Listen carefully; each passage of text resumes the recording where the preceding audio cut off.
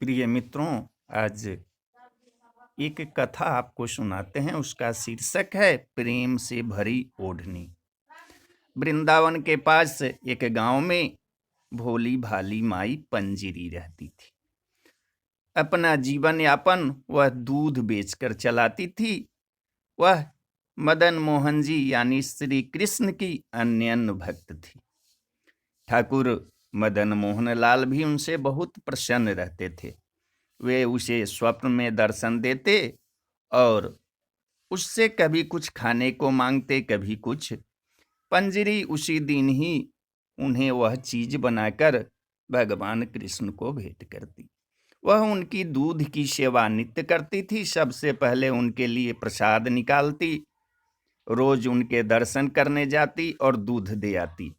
लेकिन गरीब गरीब पंजरी को चढ़ावे के बाद बचे दूध से इतने पैसे भी नहीं मिलते कि उसे 2 वक्त का खाना भी हो पाए। अतः कभी कभी मंदिर जाते समय यमुना जी से थोड़ा सा जल दूध में मिला लेती, फिर लौटकर अपने प्रभु की आराधना में मस्त होकर बाकी समय अपनी कुटिया में बाल गोपाल के भजन कीर्तन करके बिताती। कृष्ण कन्हैया तो अपने भक्तों की टोह में रहते ही है, नित नई लीला करते हैं। एक दिन पंजरी के सुंदर जीवन क्रम में भी रोड़ा आ गया। जल के साथ साथ एक छोटी सी मछली भी दूध में आ गई और भगवान श्री कृष्ण जी के चढ़ावे में चली गई। दूध डालते समय मंदिर के जो पुजारी थे उनकी दृष्टि पड़ गई। गुसाई जी को बहुत गुस्सा आया। उन्होंने दूध वापिस कर दिया, पंजरी को खूब डांटा फटकारा और मंदिर में उसका प्रवेश निषेध कर दिया। पंजरी पर तो आसमान टूट पड़ा। रोती बिलखती अपने घर पहुंची। ठाकुर, मुझसे बड़ा अपराध हो गया, क्षमा करो। पानी तो रोज मिलाती हूँ, तुमसे कहाँ छिपा है। ना मिलाऊं तो गुजारा कैसे हो। और उस बेचारी मछली का भी क्या दोष। उस पर तो तुम्हारी कृपा हुई तो तुम्हारे पास पहुंची, लेकिन प्रभु तुमने तो आज तक कोई आपत्ति नहीं की। प्रेम से दूध पीते रहे। फिर ए पुजारी कौन होता है मुझे रोकने वाला, और मुझे अधिक दुख इसलिए है कि तुम्हारे मंदिर के पुजारी ने मुझे इतनी खरी खोटी सुनाई और तुम कुछ नहीं बोले।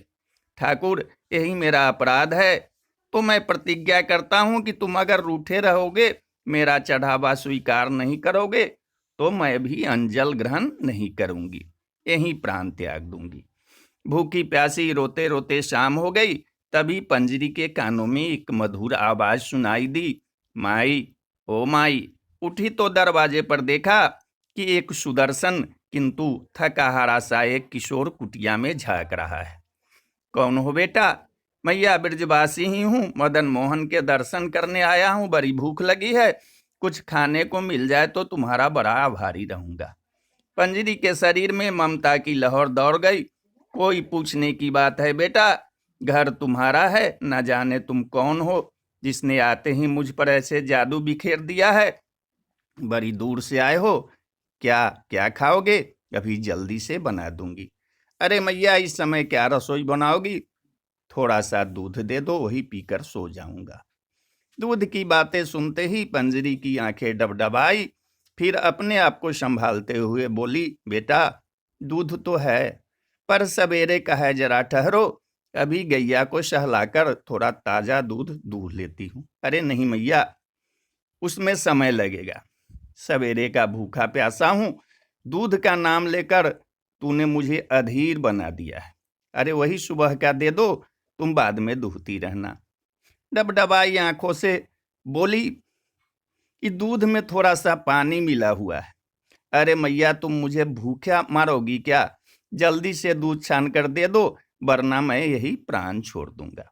पंजरी को बड़ा आश्चर्य हुआ कि ये बालक कैसी कैसी बातें कर रहा है। दौड़ी दौड़ी गई और झटपट दूध दे दिया।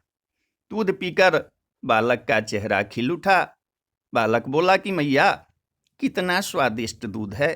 तू तो यूं ही न जाने क्या क्या बहाने बना रही थी। अब तो मेरी आंखों में नींद भर आई है, अब मैं सो रहा हूं। इतना कहकर वो वही सो गया।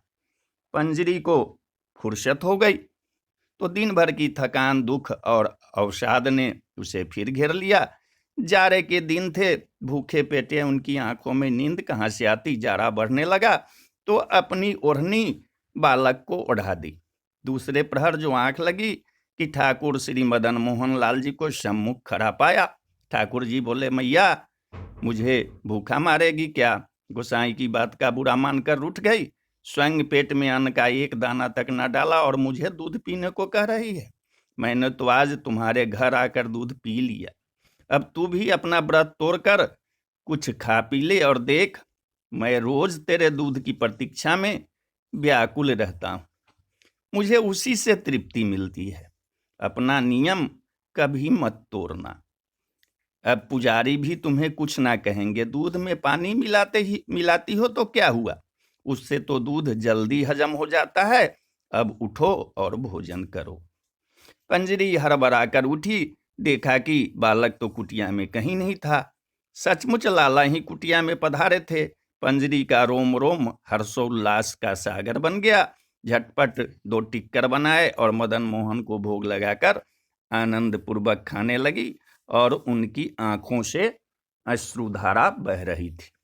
थोड़ी देर में सवेरा हो गया। पंजरी ने देखा कि ठाकुर जी उसकी ओढ़नी ले गए हैं और अपना पीताम्बर कुटिया में ही छोड़ गए हैं। इधर मंदिर के पट खुलते ही पुजारी ने ठाकुर जी को देखा तो पाया कि प्रभु एक फटी पुरानी सी ओढ़नी ओढ़े आनंद के सागर में डूबे हैं। पुजारी जी ने सोचा कि प्रभु ने अवश्य फिर कोई लीला की है, लेकिन इसका रहस्य पुजारी के समझ से परे था। लीला उद्घाटन के लिए पंजरी दूध और ठाकुर जी का पीताम्बर लेकर मंदिर के द्वार पर पहुंची और बोली, गोसाई जी देखो तो लाला को पीताम्बर मेरे घर छोड़ाए और मेरी फटी ओढ़नी ले आए। कल सवेरे आपने मुझे भगा दिया था, लेकिन भूखा प्यासा मेरा लाला दूध के लिए मेरी कुटिया पर आ गया। गोसाई जी पंजरी के सामने बैठ गए। भक्त और भगवान के बीच मैंने क्या कर डाला? भक्ति बंधन को ठेस पहुंचाकर मैंने कितना बड़ा अपराध कर डाला। माई मुझे क्षमा कर दो। पंजरी बोली, गुसाई जी देखी तुमने लाला की चतुराई।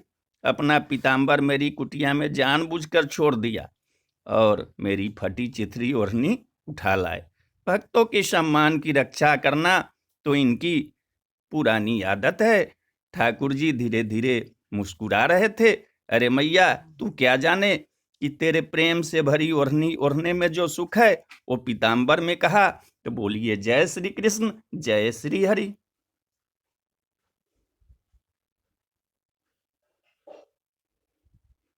जय श्री कृष्ण।